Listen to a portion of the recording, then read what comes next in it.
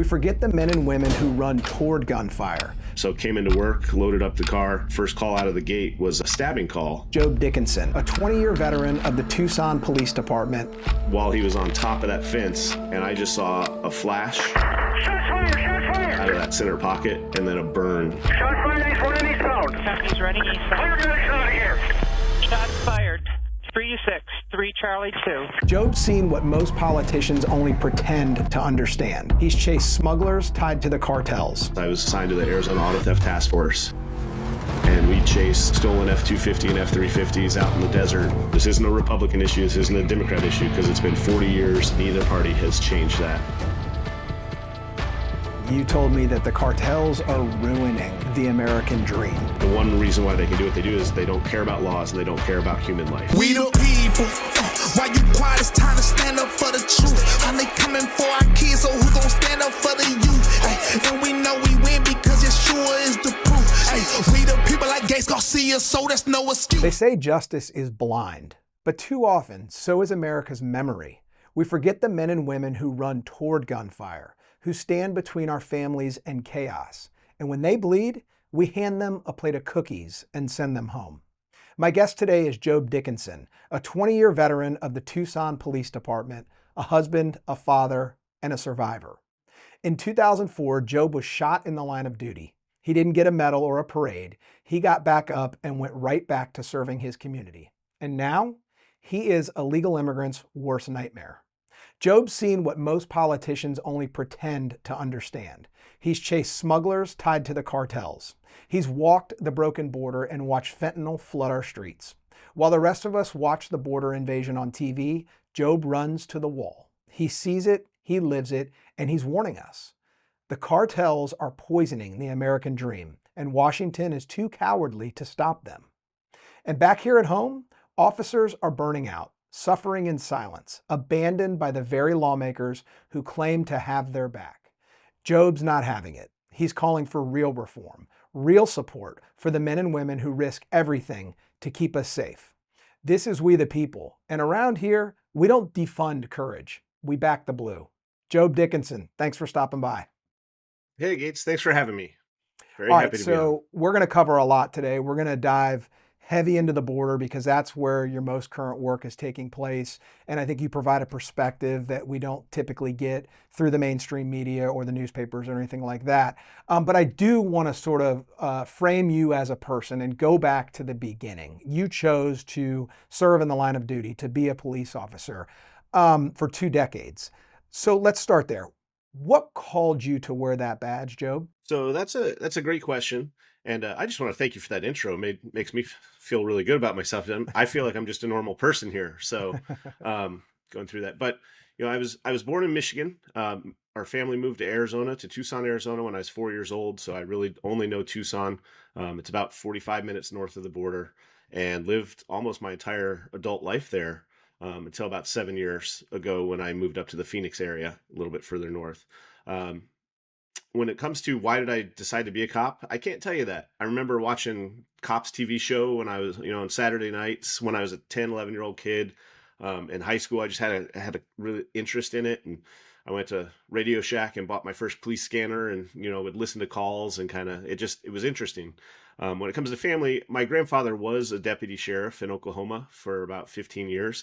But I really don't remember much of that. And he was a World War II vet. He was a sheriff, and he never really talked about any of that with me. I have a memory being like 6 years old, riding in his cruiser for the 4th of July parade. That's about the only memory I have of that. So really, I think it was just something that, I was interested in, and it went that way. So out of high school, I went to the community college in Pima County and was doing that until I turned 21, and just immediately tested for both the police department and the sheriff's department in Tucson, and TPD hired me, and that was off to the races at that point. And unfortunately, you experienced an officer's worst nightmare. You were shot in the line of duty in 2004. As much as you're willing or able, I would like you to walk my viewers and listeners through that incident and sort of paint that picture for them. But I'd also then like you to sort of explain the aftermath. What did you experience physically, emotionally? And then, We celebrate family on this show. I'd be very curious to know, as a father, what that situation was like, and a husband from a family's perspective. Well, 2004, so I was still pretty young. I was 24, 25 years old at that point. So I was, run and gun out and being a new cop I had about 3 years on, you start to feel like you know what you're doing at that point. But I was still the young guy. So I was working midnights and weekends. I had just gotten to a shift where I started at 6 at night instead of 9 o'clock at night. So it was a little bit better shift. The day was a Tuesday. It was actually my Friday. So came into work, loaded up the car, and first call out of the gate was a stabbing call. And, it was a busy day. We had a double squad on that day as well. But there was just calls all over the place. So the stabbing call came out, said a neighbor tried to force his way into his apartment and he was stabbed basically. The interesting thing was it was a toned up call.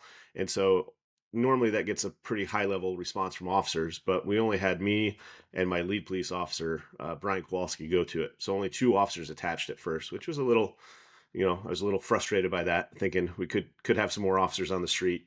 But we got there, saw what looked like the victim outside on the cell phone talking to 911.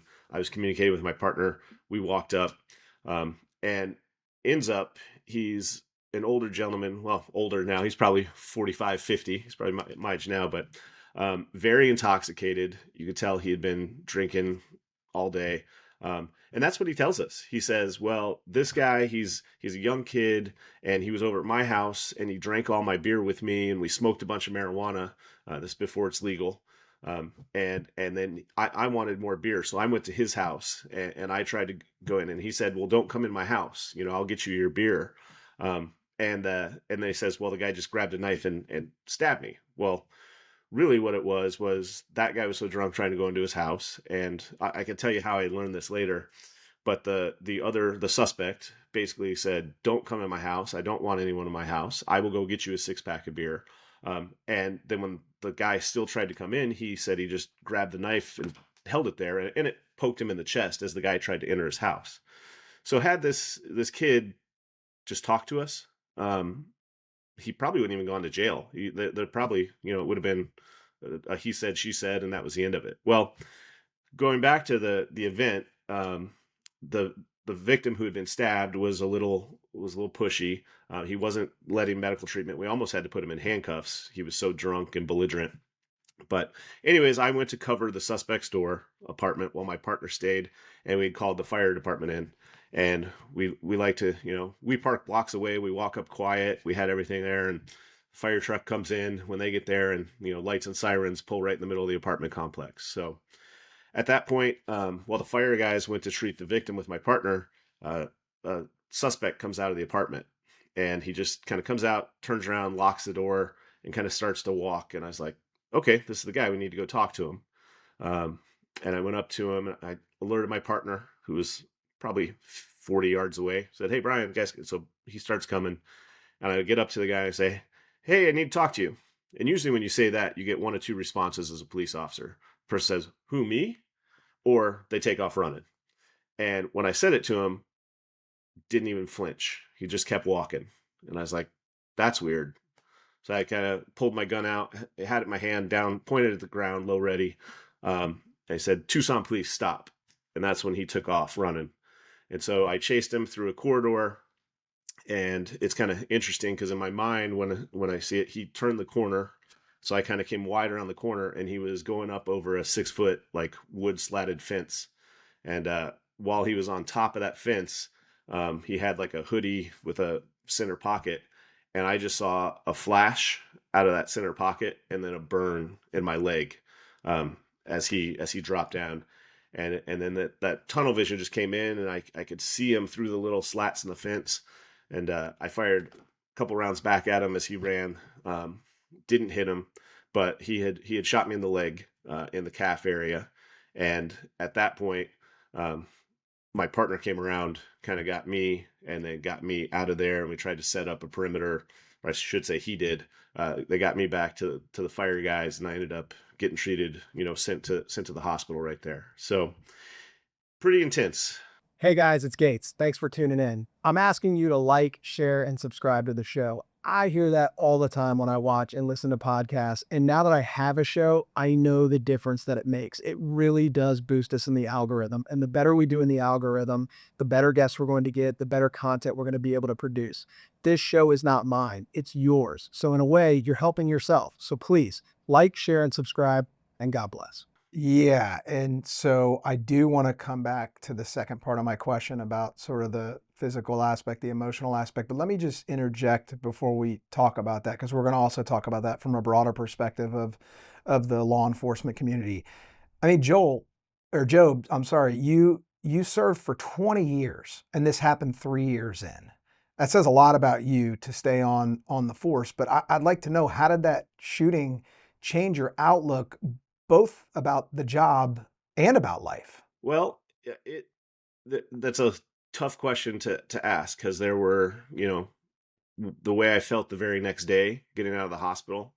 And I can remember I got out of the hospital at night, or the next morning got home, but the next day when I left on my own from my house at one point in a car, and I remember seeing, like, I was like, wow, the sun's a little brighter today. Like, everything just looked like it, beautiful, more beautiful. And I don't know how to explain that, but it was something where I realized how fragile my life was. And, looking back on this, I think the suspect had a AD. I think he had his finger on the trigger while he was going over the fence. I don't know that he meant to do it. I can't tell you that one way or the other. But, if it's an AD and it happened to hit me in the leg, what happened if it would have, been 6 feet higher? And that's just how random some of these things are. So it did change my perspective, but also at the time, I was young. I didn't have a family yet. I was, had some people I was interested in, that thing. And this actually pushed me towards who I'm now married to. We were kind of talking with each other, and she came to the hospital that night.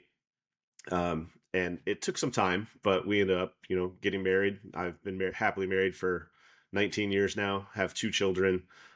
So while that happened before I had kids, it definitely maybe changed my perspective a little bit.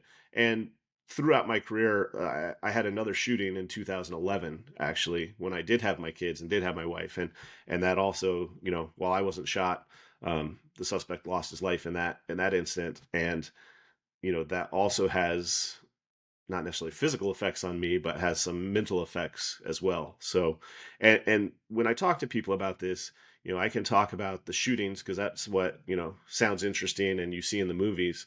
But sometimes the day-to-day calls add up as well, and can be pretty tough. So officer wellness is a big issue of mine that I try to hit on now that I've continued into the advocacy world and lobbying world to try to help our officers that are still out there on the street. So let's talk about that, because, and let me just go back. I mean, in a country that shouts defund the police, I think that it's totally ignorant, it's stupid, it's embarrassing, it's offensive and all that. But I will say that I do think that the overwhelming majority of the people saying that are thinking first about themselves and second about the job of a police officer. We need to do a better job communicating the human behind the badge and the life that you live when you go back home, back into your communities, with the weight of the job on your shoulders. So I think if people knew more about that, okay, maybe there'd be more empathy here about what you all do on the streets to keep us safe. So I do want to talk about officer wellness, because when you got shot, you were given a plate of cookies. I mean, there was like nothing in place to help someone through this trauma. And you've been a huge advocate of officer wellness, and a lot of lip service is given to that. But you've sort of stepped up and said, there's more we can be doing here. Do you want to enlighten us a little bit on that? Yeah, and I joke about the cookies thing. When I was at home and had an assistant chief, and she came over to check on me, and she brought me a plate of cookies, and they were really good cookies. And she's a very nice lady. But this was over 20 years ago, and a lot of either the science behind it or to realize that we needed that need wasn't there. Tucson Police actually was on the forefront. We had a behavioral science unit, we had a department psychologist, and they had, I think, 2 people assigned to that unit at the time. So I went and had one conversation, and they're like, "Okay, you say you're good to go." But there was nothing else kind of brought into that. I remember I was out of work for about 3 weeks, and back then it's when I only had a cell phone, but you had to pay for your minutes. Also, as a young cop, you work a lot of either overtime or off duty on your days off. So I was like, I got shot. I lost my overtime and my off duty for a month because I couldn't work. And people were calling to check on me all the time, and my minutes went over, so I had a higher cell phone. I'm like, getting shot cost me money. This was ridiculous, you know. But those are some of the things that we try to change to make sure, one, on the officer side, as the officers stand together, we have to take away the stigma that if you ask for help, you're weak or you're broken, or they're going to kick you off the force, something of that sort. So that's been a big, it's a big ship, and it takes a while to turn. But I think we finally have turned that tide around, because a lot of departments all across the country really work on, some of the behavioral health stuff. And when I was telling you earlier, it's some of the calls. So I'll give you an example. Like, let's say you go to a child drowning call, right? And so the police department gets there. It's a horrible call. Maybe the officer had to work on the child, or the family member is working on the child. The fire department gets there. They rush it off. The cops have to then stay and secure the scene, sequester the people, because we don't know what happened. And usually what happens is, from what I've heard, a lot of times the fire guys, the captain will take his whole crew that witnesses, because it's traumatic for them, and they'll go debrief it, and they'll set themselves out of service at their station for a little bit and kind of talk through that trauma, make sure everyone's doing okay. Well, as the police officers, the sergeant gets on scene, or the whoever's leading, and says, "Okay, we got a bunch of calls going on out there. We're still behind. Let's see how few people. So, all right, you 3 are going to have to stay here and hold the scene and hold the people. You other 2 guys that witness this, get out there, go." And now you're going to the next call, and you're going to a DV call. And so you never even have time to process any of that trauma. And so it can just build up and build up. And then at the end of the shift, maybe we miss debrief because we're all so busy. And then you come back the next day and say, "All right, let's do it all over again." So it's not just what you see on the news, the big shooting calls, or when an officer uses force, those things. It's the cumulative trauma that builds up over time. And how do we deal with that? So yeah, going back to how to deal with it, I think in Arizona, and this was before me, but there was an instance called the Craig Tiger Act, and that actually got where an officer can have up to, if he has a traumatic event, and it basically qualifies, most of it, that they can have up to 12 counseling sessions outside of their department that the city has to pay for per year. So it's a really good start. And it's saying, okay, you have to tell your department that you are going to go get counseling, but then it's confidential, because that's the other part of this, right? Is if you go tell your department something, that they're gonna, like I said, take your gun away from you, sit you on the desk, fire you, say you're not fit for duty. So when you can go and unpack some of this trauma, it decreases the overall stress over time.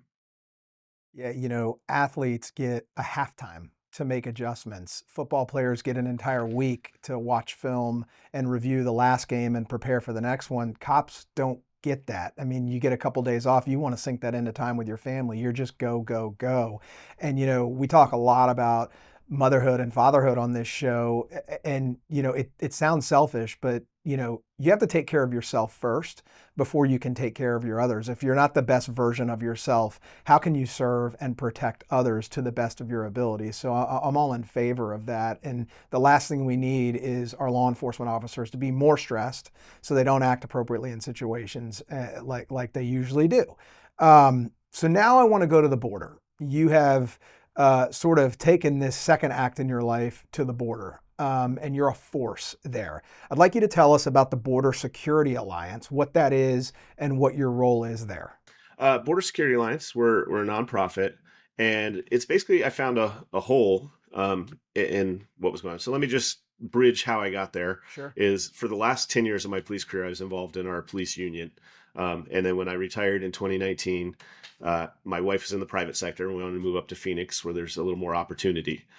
Going up to Phoenix, it's the capital. And so my police union guy said, "Hey, Southern Arizona always gets forgotten about when we're lobbying, or they call us at 8 o'clock at night, and say, hey, we need you here at 7 a.m. to testify on a bill or, bring in some information. So being up here, they asked me to stay on as the executive director. And I got registered as a lobbyist. And so now I start going in and dealing with politicians. So I really knew, a lot of police. That's what I'm there for benefits and for laws that will help make law enforcement easier, make it easier for the cops out there. But as I sit through some of these hearings and you hear all these other bills presented, and the border was starting to pick up, the border issues in Arizona, that's when I started noticing, there was a real gap between, someone would present a law because I would hear one issue. And I'm like, that's not really the issue with the boots on the ground. That's not going to help solve this problem. And I had connections in the Border Patrol. One of my assignments when I was with the police department was I was assigned to the Arizona Auto Theft Task Force. And we chased stolen F-250 and F-350s out in the desert, getting stolen from Phoenix, going down to the border, taking the truck and then coming back up with drugs or people. So that was back early on 2008, 2009. But so I kind of dawned on me, let me get some people together, make this border security alliance, get some people that have the knowledge, even more so than me. And that way we can advocate for good public policy to support our Border Patrol agents, our law enforcement, and make our communities safer. And one of our mission statements is to combat illicit trade and illicit drug trade, because there's a lot of illegal activity that comes through both not the ports and the ports that affect the safety of our communities. So that's how this was kind of started, just trying to get good public policy passed when it comes to making legislation. All right, so the headlines focus on fentanyl. I mean, we all watch TV, read the news, and that's a hot headline that grabs attention. There's good reason for us to hear about those things and focus on those things. But in my conversations with you, you've enlightened me that there is so much going on at the border that the average American doesn't know about. So what are you seeing firsthand, and what do we really need to know about as Americans? So I'll start with, I worked over about 5 different administrations, right? And there was always an issue with the border. And early on, it was marijuana and cocaine mixed in with human smuggling. And then, if you remember, we had kind of a crystal meth epidemic in this country. And if you remember the meth labs in your neighborhood or the Motel 6, kind of the Breaking Bad TV show, I know our police department had a lot of meth lab training, and then all of a sudden it just went away one day. The meth labs, not the meth. The meth started coming over from super labs in Mexico.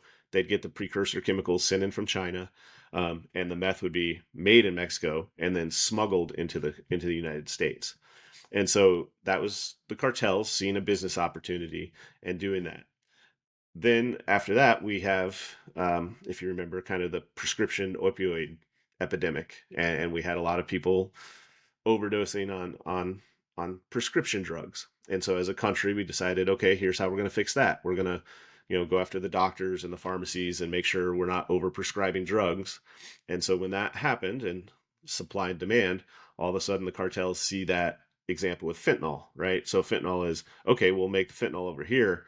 And I've been asked, why is fentanyl so much more dangerous than, Oxycontin, hydrocodone, whatever the case is?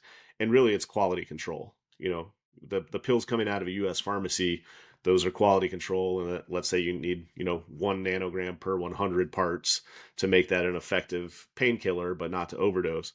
Well, the fentanyl being made in Mexico in the drug lab is not, or the powder that's being pressed over here is not quality control. So one pill might have 1 nanogram and one pill might have 50, and that's the one that kills you when you hear the one pill can kill. So fentanyl is a huge issue, but again, the cartels, it's just business, and they are a really great business organization. The one reason why they can do what they do is they don't care about laws and they don't care about human life.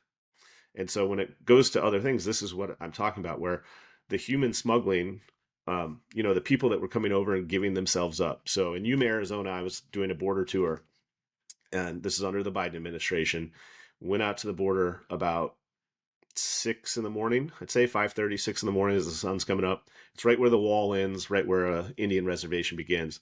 And there was just 600 illegal migrants standing at the wall. Border Patrol had actually set up kind of some porta potties and a makeshift tent. And they were sitting there waiting. And we said, what are you waiting for? Well, we're waiting for Border Patrol to get back. They'll come here with a bus and they'll process us and then let us go. At that same time, in Cochise County, in Sierra Vista, so about 100 miles east, there were still people coming over in camouflage suits, wearing carpet shoes, trying to sneak in. So if you can just come in and be a give up and then got away, why are people still sneaking in? It's because they're bringing bad actors. It's because they're bringing bad products. And the cartels knew this. And so as Yuma got good at what they could do in processing, because they moved agents, then the cartels moved everybody over to Lukeville, which is a small port kind of in between Tucson and Yuma, and overloaded that spot. And so during that time, they actually shut down the port, Lukeville, port of entry, the legal port, because they didn't have the agents to staff it because they were dealing with so many, illegal immigrants coming over illegally. Why this is all important is because, again, the cartels are in control of the border. None of those people are coming over without paying the cartels. They have a debt to pay with them, and the cartels aren't just winning the business on that. They're winning the business on, okay, let's put the people to the right. We'll move the drugs to the left. Oh, and guess what? Now CBP, has moved some of their inspectors out of the ports. So now we can use the ports. So you asked me another example. It's not fentanyl. Let's just take something that is near and dear to me because I have 2 teenage kids right now. Vapes. I don't know if you're familiar with vapes or not. The FDA, which regulates them, there's 36 approved vapes to be sold in the country. Only 36. If you walk into a smoke shop, and I don't know if you have, there's thousands on the wall. And they're from China. They're from different places. We don't know what's in those chemicals. They're definitely targeted towards kids, the marketing. So they'll have little cartoon characters or little games on them, things that the FDA would never approve. Well, how are those getting into the country? Those, from what we can tell and going through customs, they're being mislabeled, one, in big shipping ports as flashlights or batteries, and they don't have the time to inspect those ports. Or there's also a thing called the de minimis loophole right now. When you look at the stuff coming from China, from some of those Temu or Shein, anything that you declare is under $800 couldn't be inspected, wasn't being inspected. So if you have a big box and you say it's clothes or whatever the case is, those are coming in. So that's just an example of you're getting our kids targeted by marketing towards them, something that's illegal for them to have and could have life-altering effects on their lungs and whatnot. We don't even know what chemicals are in there, but we have no federal law enforcement bodies to do that because they're dealing with the fentanyl, the people, what's a bigger crisis at the time. So that's just one example of how the cartels are just, they don't just do one aspect of it. And when I was in auto theft, I would only focus on auto theft, right? We had a gang unit that would focus on gangs. Well, we didn't really combine our information. The cartel's combining their information though. So that's the hard part for law enforcement. And that's what I wanted to try to help get fixed. So you said something to me that's really interesting. You told me that the cartels are ruining the American dream. Can you unpack that for us? Yes, for sure. And that's where, when it comes to border security, there's 2 things that we hit on. It's a secure border, which could involve a wall, could involve agents, could involve technology, all the above, and also the immigration process into our country. And I really want to make sure we hit on that immigration process needs to be fixed. And it hasn't been fixed in over 40 years, and that's an issue. But why the cartels are ruining the American dream is because they are in control of these people's lives. They sell it to them of, hey, we'll get you across, we'll get you into America, we'll get you set up with a job. You just need to pay us $15,000. Well, they don't have $15,000. So they say, well, we'll set you up on a payment plan and we'll get you through there. So, America was a country of immigrants, and that was coming over and living the American dream, trying to prosper, trying to work. Well, a typical story for some of these immigrants is they come over, the cartel gets them across one way or the other, however that has to happen. And they say, okay, you have some extended family in Ohio that have also used this process. We'll get you all the way up to Ohio. Well, I want you to think, Gates, if you didn't have a cell phone or a driver's license or a credit card, could you rent an apartment? Could you get an Uber? Could you get a house? I mean, it would be very difficult in this day and age. So that's where the cartels say, okay, well, we've got an apartment for you. We've rented out this apartment complex, and you're going to go stay in this 2-bedroom apartment with 8 people. And we've got a job for you at this meatpacking plant. Well, they also own the meatpacking plant, and so they are paying them not a fair wage, not a legal wage, kind of under the table, and so they're making limited money. But also they still owe the cartel this debt. So they're in this revolving circle that they're never going to get out of. And I think if we started changing the word, I'll say indentured servitude is where we're at. But a lot of people want to say it's modern day slavery. You know, these people are not free to leave. They're not free to just pass up this debt, and they're stuck in this cycle. And I really feel for them, because that's not the American dream. My grandparents were immigrants, you know, to come into this country. I'm lucky enough to be born here as a U.S. citizen, but I do know that this country was made up of immigrants, and I think we still should have immigrants coming in here. We just need to make sure they're doing it the legal way, and we give them a quicker or easier way to do that legally. And we have people here that are here to support the dream of America. So great segue to my next question, which is going to get a little technical. I'm going to read a couple statistics, but I want to sort of tackle a couple things here. I want to emphasize the impact that this is having on current Americans. We talk about, you know, the stress on the job market and all those sorts of things, the crime rates and all that, but it's actually having a direct economic impact for taxpayers, and fixing it, which we've got to do before we can sort of build a better path forward, as you just alluded to, is going to be expensive as well. So let me read for a second, because I came across these statistics in a recent article in the American Conservative. It's estimated that 11 million illegal immigrants entered the U.S. under the Biden administration. On average, illegal immigrants receive $2.40 in government benefits for each $1 they pay in taxes. The average illegal immigrant household has an annual fiscal deficit of $20,000. With a current population of 16 million illegal immigrants, this is costing our country $110 billion per year. So most say we have two choices, amnesty or deportation. But back to the numbers, granting amnesty to 16 million illegal immigrants would cost U.S. taxpayers $5 trillion, or $50,000 per tax-paying household. And then with deportations, the Department of Homeland Security estimates it costs $17,121 to move an illegal immigrant through the removal process. So, Jobe, are either of these solutions feasible? Do you favor one, or do you have another solution? So those are good numbers, and there's, you know, everything is a work in progress, right? So, you know, I've heard numbers as high as 15 million coming across during the Biden administration, instead of 11. But, you know, let's use the numbers they have there. It's a very tough solution right now, right? And I don't think amnesty works. That's going to create a whole lot of problems, and also taking away, you know, if we're a country of law and order, there are people who've been trying to do this legally and do it the right way, and now we're just saying, well, thanks for playing by the rules, but these people are more important than you. So I have an issue with that personally.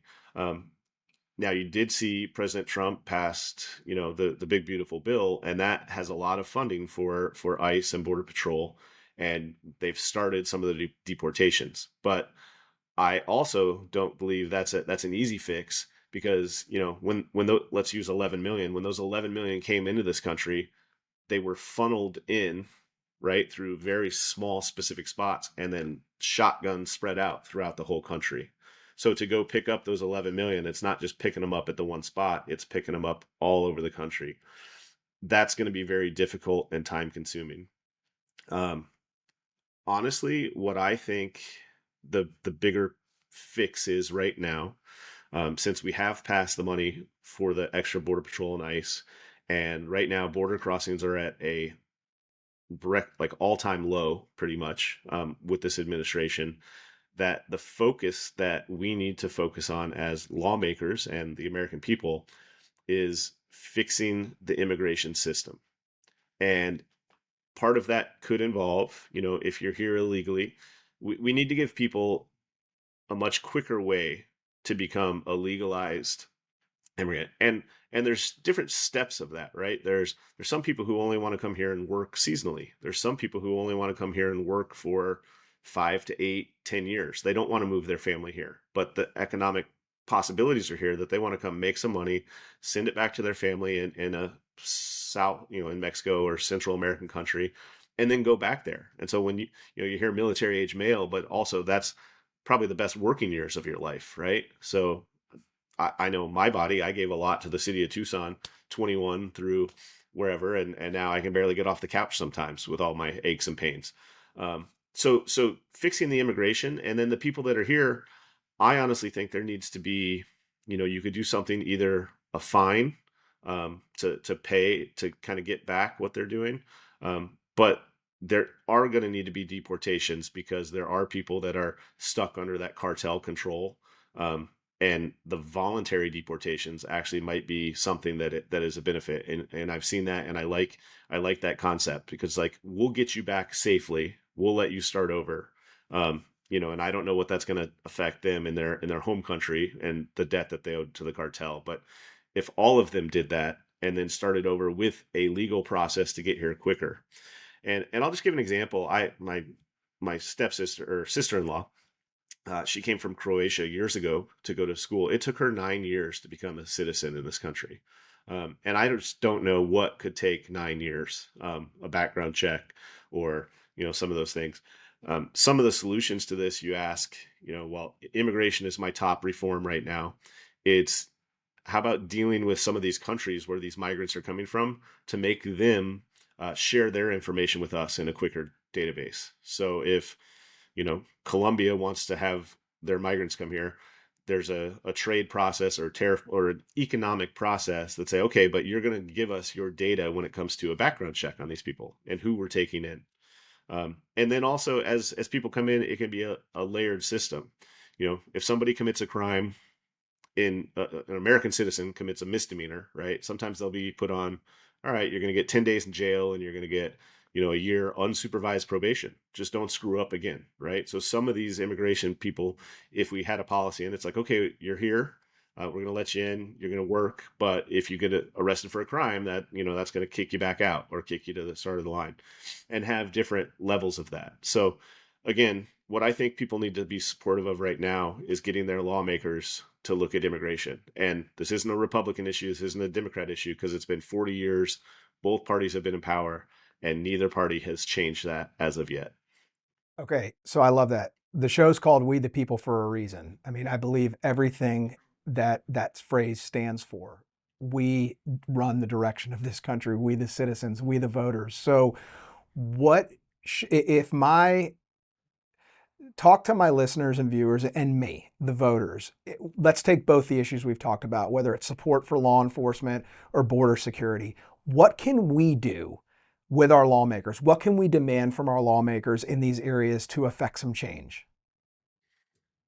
So you'd be surprised, my personal opinion, and I sat through hundreds of city council meetings in the city of Tucson. The building seats about 100 people. And if there was a controversial or just a little bit of some ordinance coming up on the books, and one group packed that chamber with 90 people, it would change the face of the council people in there. And if they get 100 emails, they get phone calls, those make a difference. And I know people don't think they do, because there's definitely PAC money. There's some corporate money behind our lawmakers, but you're right. We the people. So I think having, I'm working on trying to find someone who's willing to run that legislation, right? That's the hard part. We need to get something out there. But when you do see it up there, it's contacting your legislators and making sure they're on board with it. Just telling them, we support this. Here's the issues in our communities that we're facing. The new saying I use is, Arizona's not just the only border state. Every state's a border state, because people in Ohio are feeling it. People in Nebraska are feeling it. the influx of migrant children that are in your schools and don't speak English and are affecting the learning of all the children in there.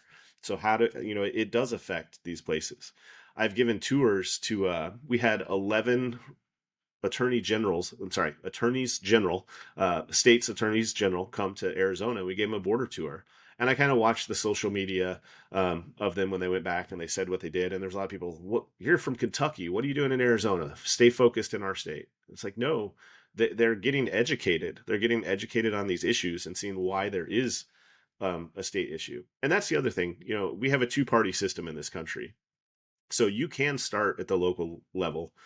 While immigration does need to be fixed at the federal level, educating our state legislature, educating our local officials, and then they have lines of communication to our congressional reps and to our senators. So if I were to ask what the people do, it's reach out to your local, state legislature, to your congressman, and just tell them, we want immigration reform. Or when you see something come up that there is going to be a vote on a bill, get involved.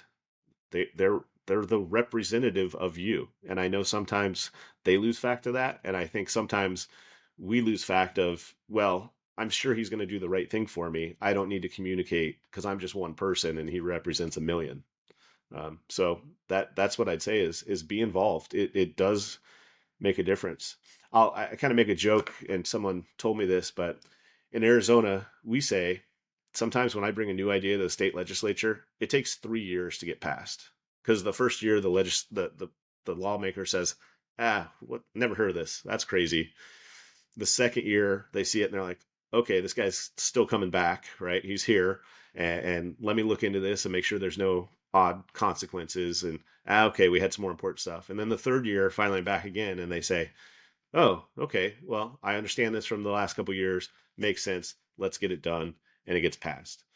That was a PTSD tuition bill I had in Arizona. And it took 3 years of work, but we finally got there. And I'll tell you, I got discouraged and I wanted to quit, but I didn't. So that's what I'd recommend to your people is be involved. Be involved.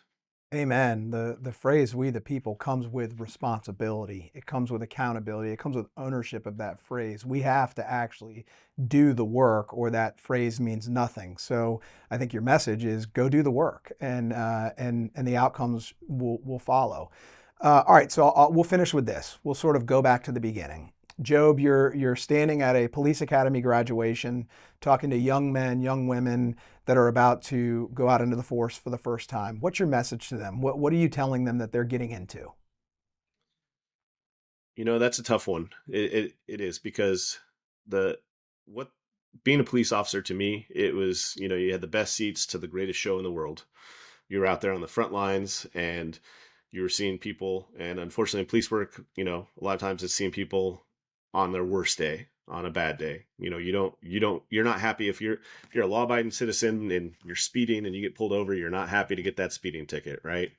Or if you're in a domestic violence, you're not happy that the cops are there because yes, you're not getting beat up anymore, but now, your husband's going to jail and then there's going to be fees and fines and it's all going to start over again.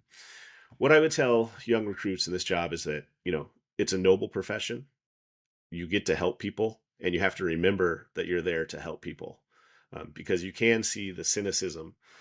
That's why, cops are around that bad all the time. And that's why sometimes when you see these bad apple cops here and there, you see these news stories and you think, how did an officer of the law do that? And it's like, well, no, if you're exposed to that domestic violence and you've arrested the same guy 10 times over 2 years and he's never been held accountable and the victim has never left him, right, or her, it can wear on you. So what I would tell the officers is, one, make sure you have a good support system. And you need to depend on your coworkers, support your coworkers. You spend a lot of time with your coworkers to make sure you have that. But on the other side of that, you need to make sure you have something outside of the police department. A lot of cops, it becomes their identity. It becomes their identity because they just do it nonstop and they only trust, the cops they work with, and they get very cynical about other people. So you need to have that outside hobby, that outside family, friends that you can do and step away from the job as well. So you know, one of the things we talked about, and you asked me, like, what was a call that was really, you know, impacted me? And I'm going to go back to when I got shot. There was two things that happened in that. And one, the suspect got away that night. There was a manhunt. There was community support for me. He ended up 3 days later sneaking back into his apartment. He emailed his mother, who was in California, basically about a 3-page suicide note. And he ended up taking his own life as the SWAT team was surrounding the apartment. And there's a lot of social media stuff at that. Well, there was not a lot of social media, but there was internet, and there was a lot of comments and different people. And it was good. That guy saved the taxpayer, saved the taxpayer money. Glad he's dead. Wish the officer would have killed him the first time.